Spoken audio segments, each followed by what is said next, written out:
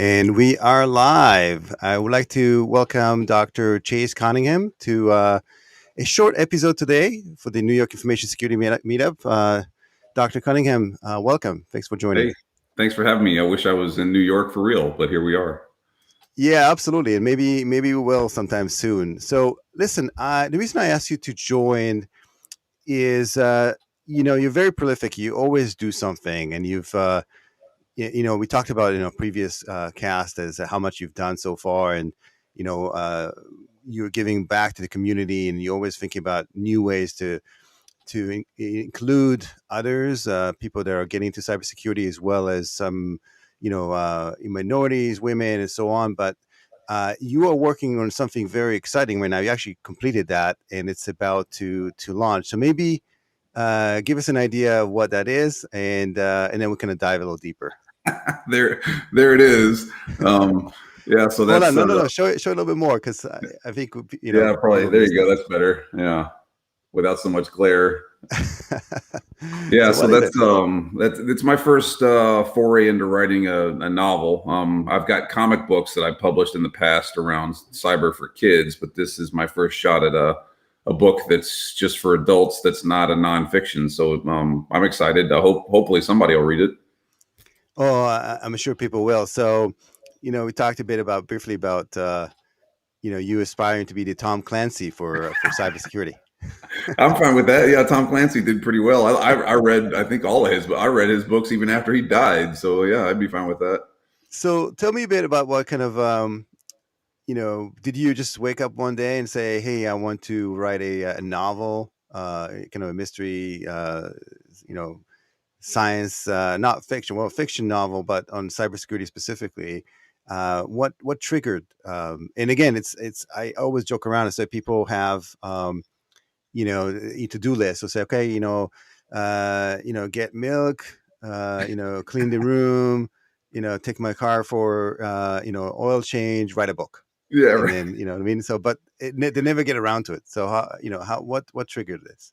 Yeah, well, I mean, number one, I was finishing up my nonfiction book I wrote on cyber warfare, and then I saw a thing on, I believe it was CSI or something like that, that was kind of this narrative story about artificial intelligence and cyber stuff, and I was like, that is so far off base. I don't know who wrote this, but it's hot trash. And I just figured, like, well, I don't know about writing non or fiction but I was like, I can sure try because it would be better than what I'm looking at now. And then I just gave it a shot. And the good thing about that I've discovered about writing is you can always polish it, right? I mean, you can keep going until you're happy, and then when you're happy, it's actually a pretty good spot to be. Yeah, and I love that. And I looked at through the kind of synopsis, and my gut feel is that there's a lot of events that happen in the book that are being taken from real life stories and potentially your own experiences. Is that a correct statement? Yeah, so for me, I did serve in the Navy. I did work with some very high speed, low drag individuals, so I've got some experience in that space. And then, funny enough, I was actually writing one of the scenarios in the book about a water treatment plant attack right before the stuff happened on a water treatment plant in Florida. And I wrote that, and I texted my wife. I was like, "See, I told you so."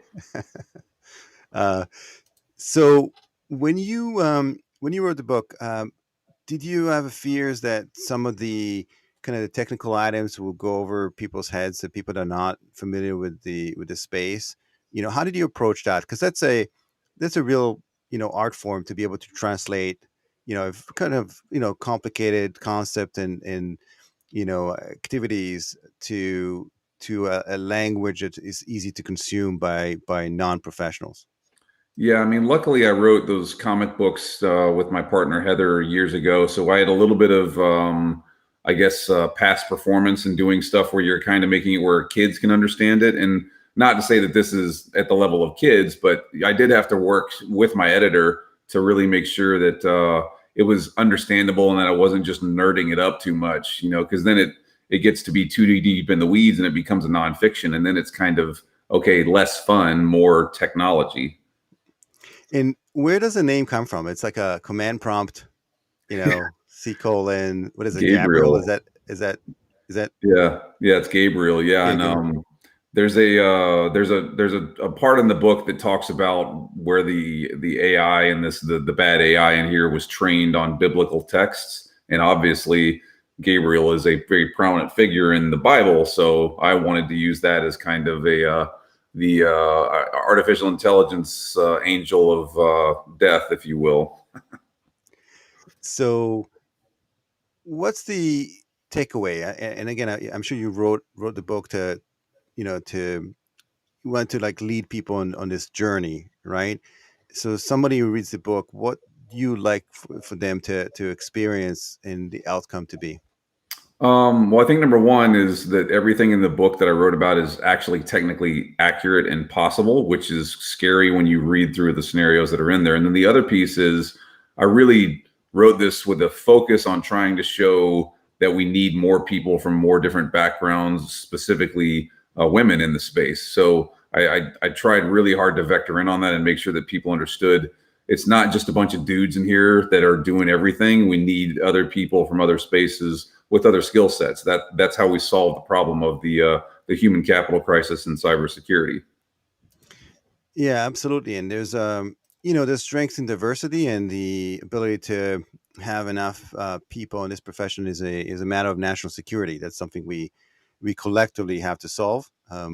We're approaching levels of diversity in the state nation type of activities that requires us collectively to have that kind of brain power and experience to be able to protect ourselves. Um, so do you see yourself writing additional ones? It's going to be like part two. I didn't read the ending. Would you leave us hanging like like some of the movies where you're like it's done and I was like okay now what Yeah, or I definitely left it open for a part two. I guess it depends on if anyone reads it except for me and my mom, then I'll probably write a second book. I mean, any well good story has to be a trilogy, right?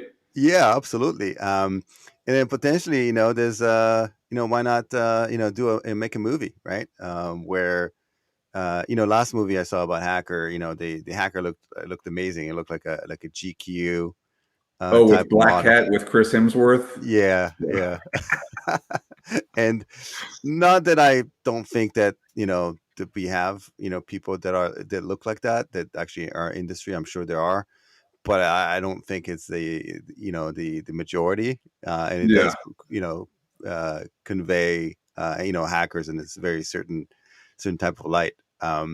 So so yeah, that's fascinating. I'd love to get a copy, and I when is it launching, and how do we get one? So October 5th, it goes live on Amazon Kindle. The print side of it, obviously, with anything takes a little bit longer, but you can get them on Kindle on the 5th. And then I'll make sure I get with you to get discount codes for folks that are, members of your group.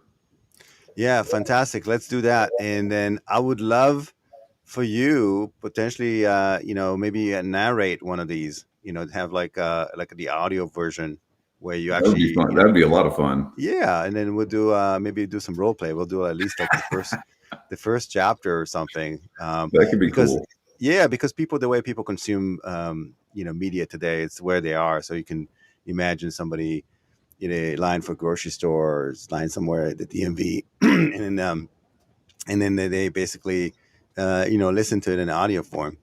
So something we should consider. Yeah. And then I'd love to have you in one of my in-person events sometime soon.